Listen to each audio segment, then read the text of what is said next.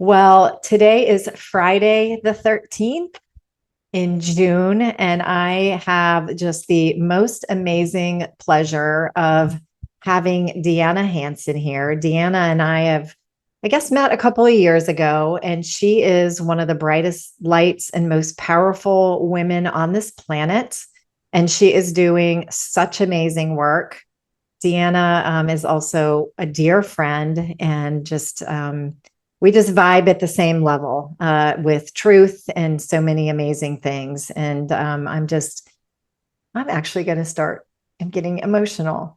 I'm just so honored to have you here, Deanna. Thank you for Aw, saying yes and for being thank here with you. me.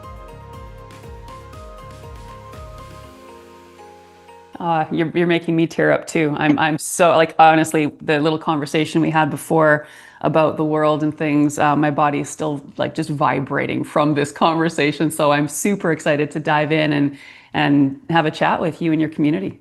Yeah. So thank you, thank you. And why don't we just start with how you how you got started? So you were a physiotherapist.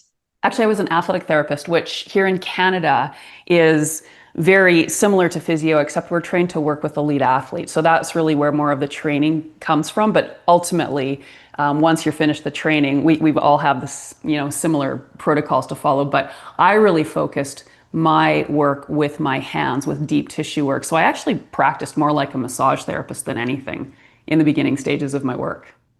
Yeah. So how did you go from training elite athletes or working on elite athletes, working on their bodies to developing block therapy? Ooh, that's quite a I know quite it's a a big, journey. long thing, but I just can I can keep it succinct. share your personal story because it's amazing and what you learned on yourself and then Yes. how you translated that into working with other people. And that was really the whole thing for me because I was trained to like with exercise physiology and kinesiology and all of the things to have a fit body. But what was really interesting was all of the things that I was doing were making my body thicker, denser, bigger, more congested. And so this was me in my like between the age of 25 and 30 when I was really, I certified as an athletic therapist at 25 and I was doing the work. I mean, I was doing 400 sit-ups a day, running, Tai Bo, aerobics. I mean, you name it and I was doing it, weights in the gym. And it was so incredibly frustrating for me because I'm working with these athletes, I'm doing what they're doing, and yet it was like, why is my body going in this opposite direction to what it should be doing? How are the rules of weight loss not applying to me? It was so incredibly frustrating because I was dieting, like I was doing all the things. And it was when I was 30 years old that I made some changes in my life. And one of those things was starting the practice of yoga, also changing some relationships. Lots of stressful things were happening at that period of time. And I started having these incredible anxiety attacks because of the changes. So yoga was really helpful because it really taught me about the breath and the significance of holding the breath. And I had a really great practitioner my first time of doing it where probably every 30, 45 seconds she would be reminding us to breathe and I would recognize every 30, 45 seconds I'm holding my breath. So that was one really big understanding for me. But then as a result of all these other changes and this anxiety attacks that were coming on, there was this one attack in particular that was the seed of everything to come. Because in that moment, I actually thought I was going to die. I was literally locked, frozen in fear. I couldn't catch my breath. So for some reason, I intuitively dove my hand into my abdomen. And the first thing that I encountered was pain. But the pain brought me out of my crazy thinking. It brought me back into my body. So suddenly there was this feeling of safety. I knew I was going to live another day. But what was fascinating was I intuitively started moving my hands through my tissue. And the thing is, I stored my 50 extra pounds of weight in that space. So I never touched it. It was full of shame. I hated that area of my body. So now here my hand is diving into this space. And what was really fascinating was I was uncovering what felt like scar tissue marbled throughout, even though I hadn't had any injury or surgery in that area. So suddenly I'm working on this space, just kind of moving around for about 30, 45 minutes with my hands in the area. But I felt really calm. And I was able to also connect to my breath, stuff I had been learning from yoga at that time. So I I started piecing some things together in that moment. When I woke up the next day, I felt a little tender from the work, but I was really excited to come back home after working on my patients all day to dive back in and really get a sense of what was going on. So the second night when I dove my hands in, and I did again 30, 45 minutes of just that intuitive exploration, when I stood up, I felt different. I felt taller. And then I went and I looked at myself in the mirror and I literally began to cry because my belly was flatter than it had looked in years. And so suddenly I'm having these aha moments, like no wonder when I'm coming home from a 5 mile run, dripping wet with sweat, my belly would still feel cold. And I started recognizing that there was no energy getting to this tissue because of this scar tissue, these adhesions that had formed. And combining that with my yoga understanding, it really came to the fact that I wasn't breathing at all properly. I was a Highland dancer when I was younger, and I was always told to hold in your belly. So I trained an upper chest breath. And through the process of the years and diving into understanding breathing, which I learned from yoga and other sources, as well as what I learned in my own body and then started applying to my patients, I really had this deep recognition of what the fascia was or is and how we can really address this tissue to support optimal healing. And it really comes down to the fact that if we're not breathing diaphragmatically, we're collapsing into the core of the body. So all of that upper chest breath isn't properly fueling the body with oxygen. It's also keeping us filled with toxins and congestion. The lymphatic system gets really sluggish. So that was just an awakening that I had back then. And then I started applying my work to my patients, working in a very similar way. And I started having these incredible results with pain reduction, with all the things. And then I started attracting other therapists to learn what I was doing. So it's been a 25-year journey of just the exploration of my hands in my own body as well as patients. But then it was about 2010 when I really wanted to teach people self-care. And that was really where block therapy came into my understanding. And it was an intuitive process as well to teach people and to get people to understand how to use tools for their own body so that they don't have to use their hands like I did, because there's a lot of limiting factors to that. So I have so many questions. Well, the first is light bulb just went off when you were talking about holding the breath, because I think most people hold our we hold our breaths. Humans hold our breaths. We're the only mammals, I think, that do that. Yeah. I did some somatic training long time ago, and we trauma is what causes us to hold our breath, and we're living in fight or flight. We live in trauma pretty much, all day long. We're rushing, we're doing things right, and it's very easy to hold the breath. But the light bulb that went on is the connection to weight, because you're holding and energy is following. Right? And matter follows energy. So if you're holding, you're going to be holding the weight, you're going to be holding that energy, and that's all going to be compounded day in and day out when you do that over and over. So that was the light bulb that went off. But my question was, why when you started digging into your belly, scar tissue, tell me about that. So you hadn't had any injuries. Is that just because that's what the fascia feels like? So can you share a little bit more about that? Because you said it was like scar tissue as you were digging in there, but you couldn't at first go, you said, wait a minute, I don't have any injuries here. Why is that there? So how does that happen? So along the way, as my understanding around fascia started to grow, and I've spent probably over 60,000 hours now on people's bodies with my hands, including my own. So I have a really good understanding of what's going on in the fascia system. So the fascia is primarily made of collagen and elastin, the two proteins. When in proper balance, they give the body both mobility and structure. And then the goal of that being that we keep all of the cells in correct alignment. And if that's the case, then there's optimal space in and around the cell for absorption of nutrients into the cell, as well as the removal of toxins and waste away from the cell. But the reality is we are under this constant gravity. So gravity is constantly pulling us down toward the earth, and we don't compress linearly. We literally wind down in one direction or another. We're dominant on one side, and then again, all of the traumas, whether physical from injury, surgery, or emotional traumas, they impact the fascia. And so what happens to this balance of the collagen elastin is the collagen will start to migrate to areas of need. So just imagine sitting in front of a computer slumped for decades, which is the reality for the majority of people.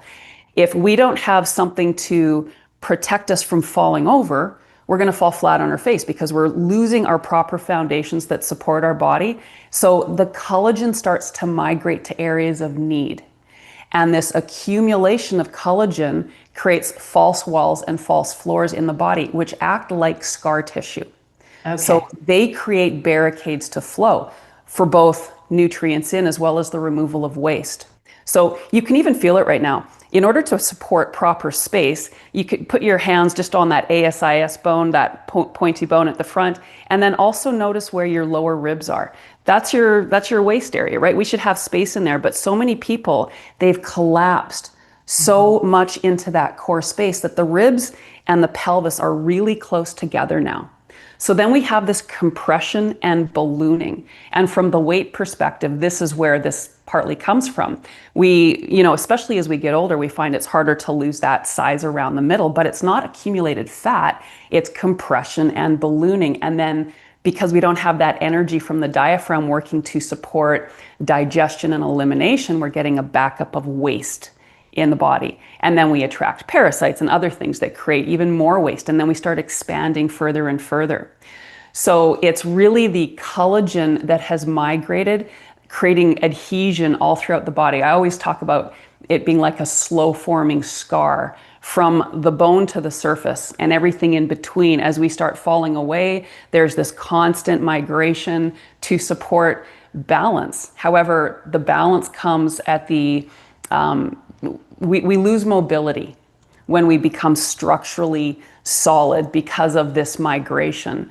And then the areas that don't have that proper collagen in the tissue, now they're under this greater influence from gravity. So maybe it's a jowl, like as we're getting collagen gripping to bone to stop the head from tipping over, now we have this area of too much elasticity and gravity starts pulling it toward the earth and we start to see signs of aging as a result of that. So it's this imbalance in the fascia that's really key.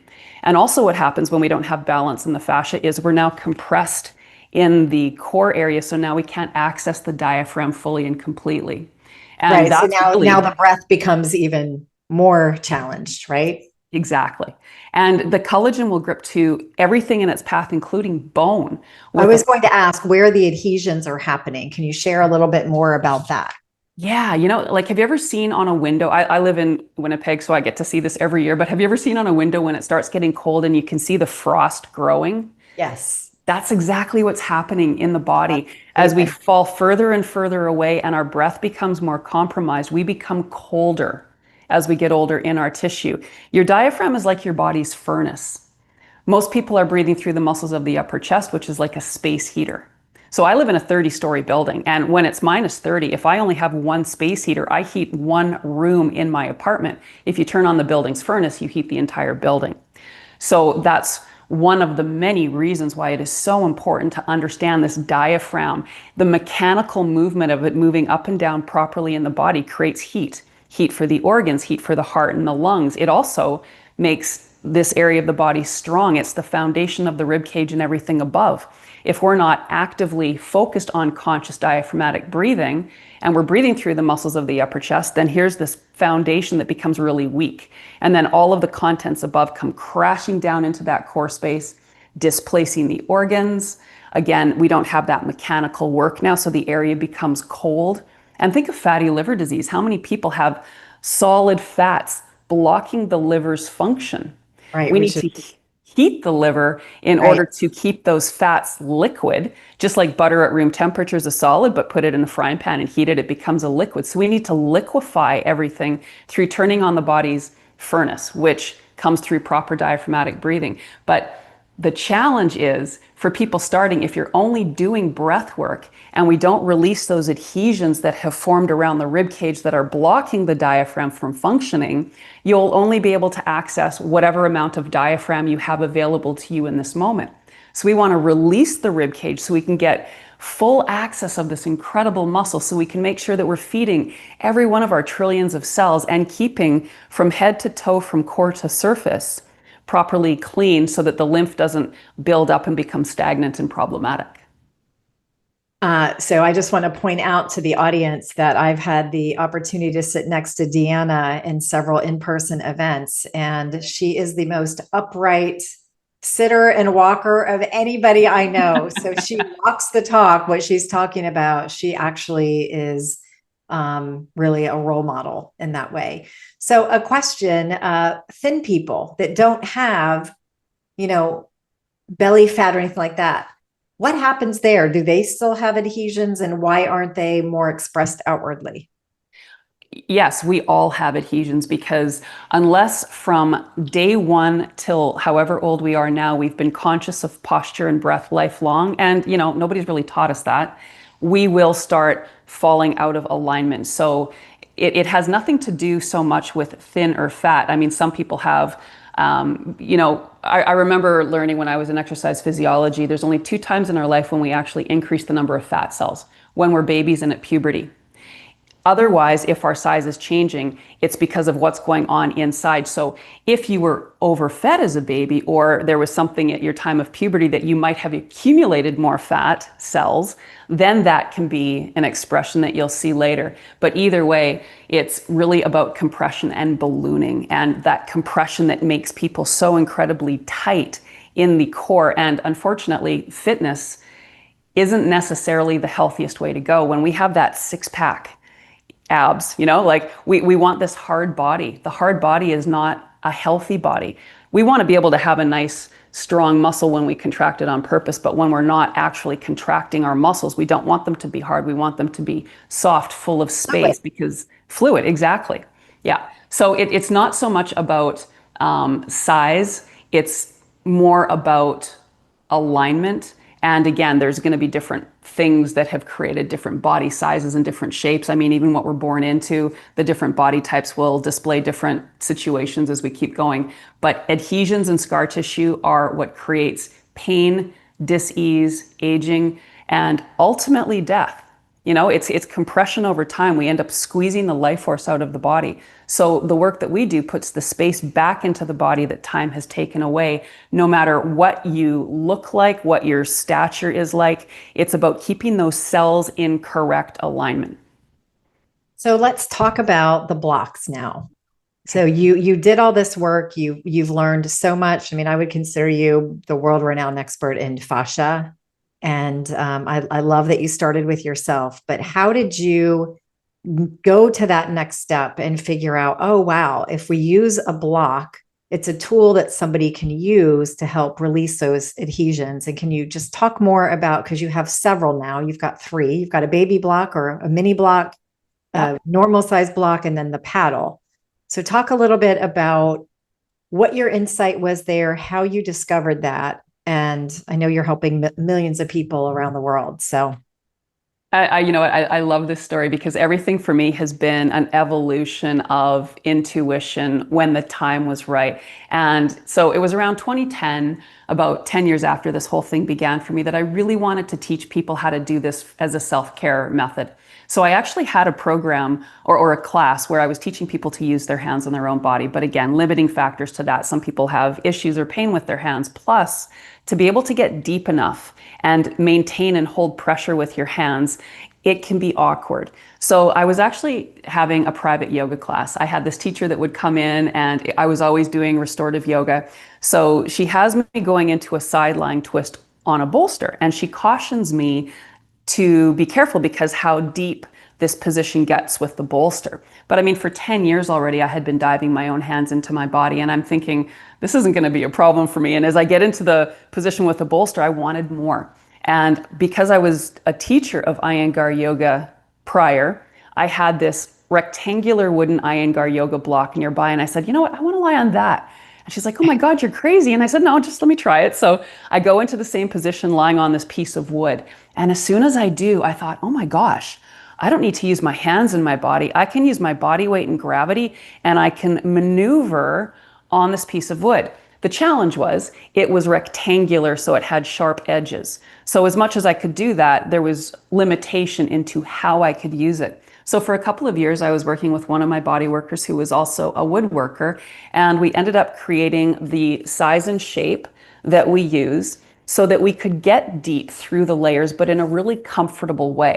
Because we're going into the soft areas, we're going into the armpits, the groin, into the abdomen, the side waist, all throughout the body using this tool. So the shape is designed for comfort, but we also use wood because bone and wood are similar in density. And when I was in my yoga days, there was this lovely teacher we had. Her name was Inga-Lisa. She was from Denmark. And she would always say, bone on wood is good. And that never left my brain. I've got a Danish background and I just love this woman. And so that would ring through me and I trusted that. And as I'm lying there and I'm feeling it and trusting it, it was like, holy smokes, like this makes so much sense. And so, because bone and wood are similar in density, we need something dense like bone to be able to get all the way to the root where that fascia will grip and adhere with that 2,000 pound per square inch seal. So, just the process of me doing this work on myself and then starting applying it to my clients, that was the beginning. And that was around 2010. So now it's evolved from there. So how do you know you're at the root? When do you know you've hit the place where there's no more adhesion to release, and then you kind of shift to maintenance mode? And then I want to come back to your other blocks.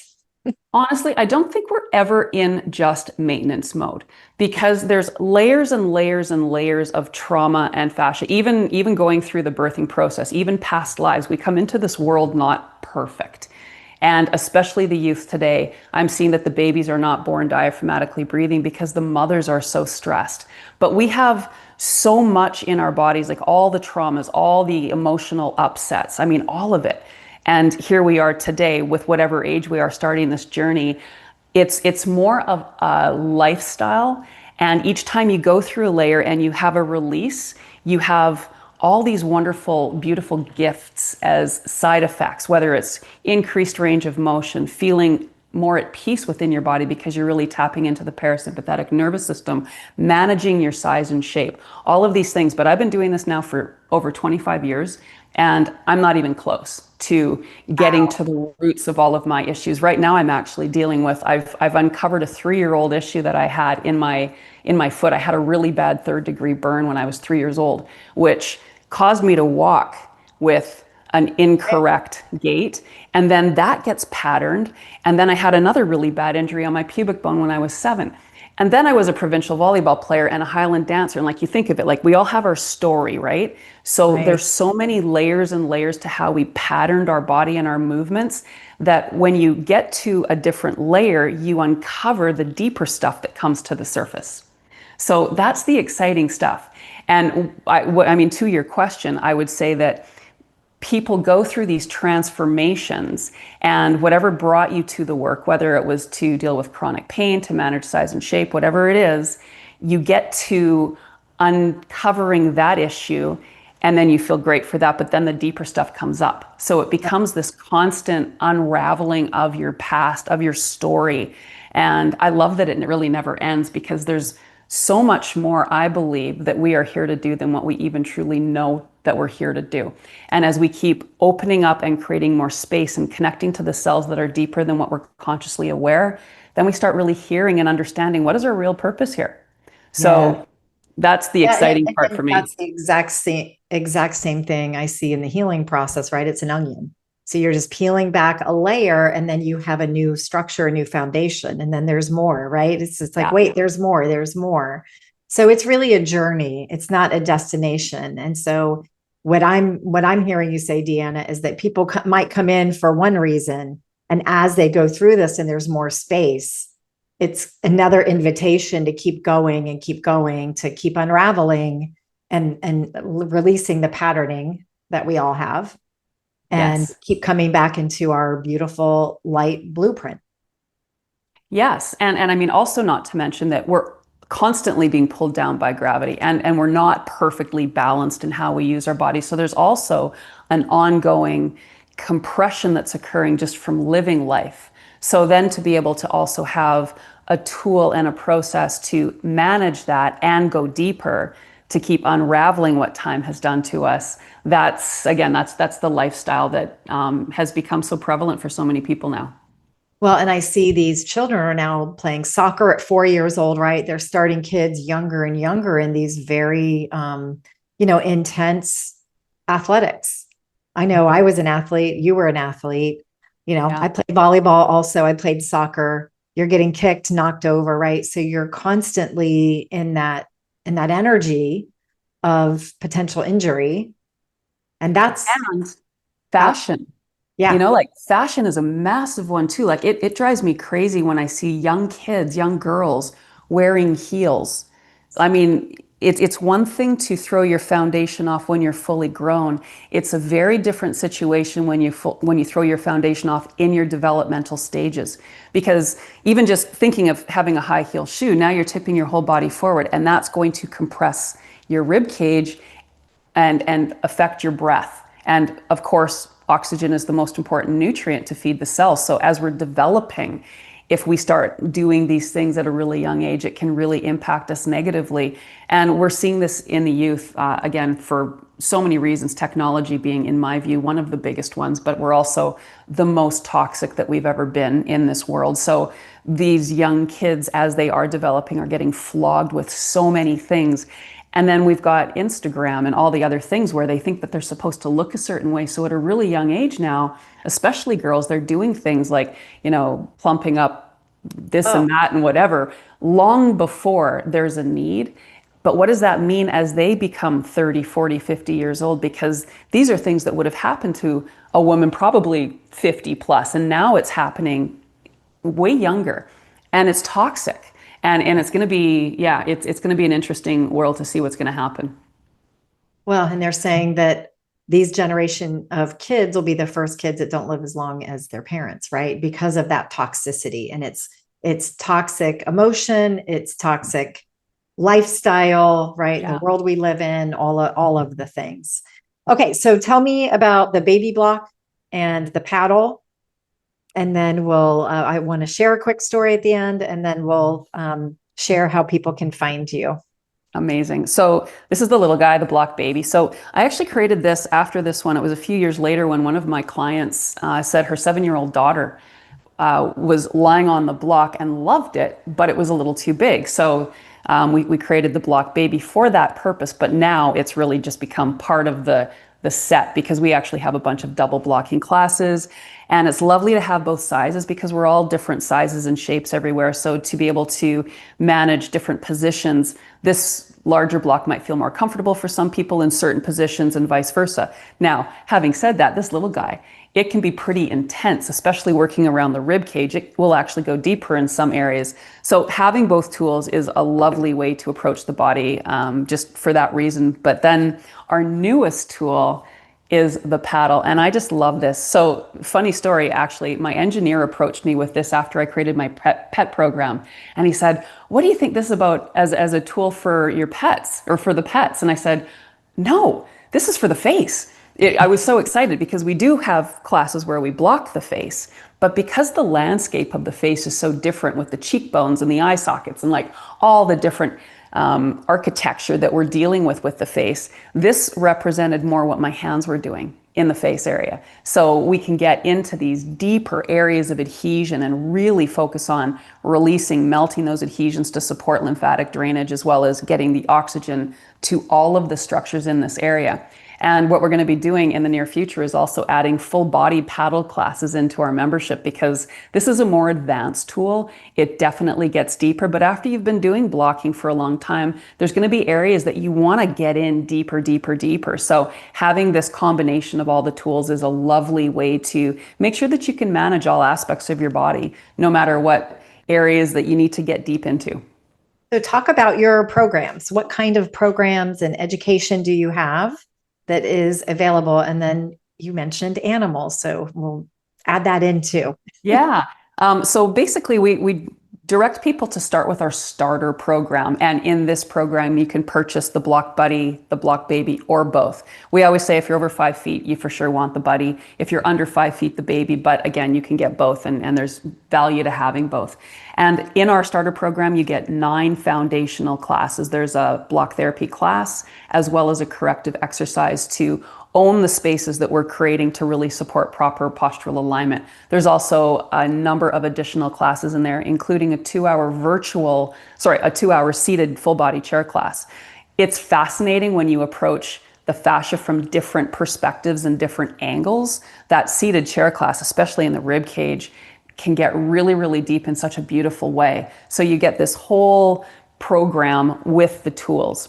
And then with our paddle program, the facelifter class, you get 9 classes targeting from just below the clavicle and all throughout the neck and the face to really first open up the lymphatic area so that then as we get into the face and the skull, we have that opportunity to properly release the toxins that we're bringing to the surface. So that we can approach the body in the healthiest way. And then again, down the road in our membership, which we have hundreds of hours of classes and daily guided programs, we're going to be adding additional classes with the paddle throughout the entire body into the membership as well. And you have a teacher training program as well, right? I do. I have an academy. So I have teaching people how to teach block therapy. I also have a program for body workers where I teach them fluid isometrics, the technique that I initially developed with my hands, block therapy being the self-care version of that. I also have a program for estheticians where we teach them how to use the paddle on clients' faces as well as their hands to give healthy, natural facelifts, which also has a ton of additional benefits for health. And then there's the pet program, Yes. which Share more about the pet program. Yeah, and I partnered with Dr. Marlene Siegel to create a fascia decompression for the fur family, where we teach the pet parent how to decompress their pet's fascia so that they can optimize healing. And all that can be found at blocktherapy.com. Yes, that's our website, blocktherapy.com. So the quick story as we start to close here that I'd like to share is a dear friend of mine named Vicky. We went to healing school together. And I remember Vicky, so she was a runway model, and she was constantly doing rolfing and massage and healing because she was always having pain in her body. And a couple of years ago, I was visiting her before I met you, Deanna. And she said, I don't do any of that anymore. I do block therapy. And in my mind, I'm thinking she was going to a gym or some kind of location like Orange Theory or one of those called block therapy. And she said, okay, here. And she handed me your block. And I said, what the heck am I supposed to do with a wooden block?